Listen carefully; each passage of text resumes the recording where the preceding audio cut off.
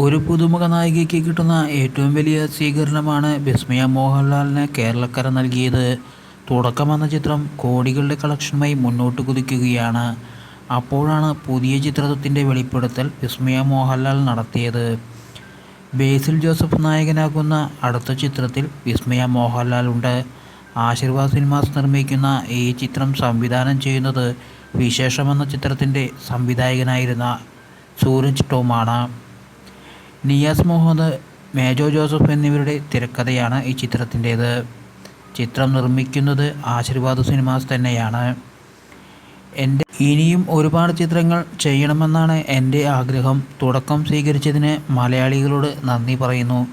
ഇനിയും എൻ്റെ പുതിയ ചിത്രങ്ങളെ നിങ്ങൾ കണ്ട് പ്രോത്സാഹിപ്പിക്കണം. ഇതായിരുന്നു വിസ്മയ മോഹൻലാൽ അഭ്യർത്ഥിച്ചത്. എന്തായാലും തുടക്കം കോടികളുടെ കളക്ഷനാണ് നേടിയത്.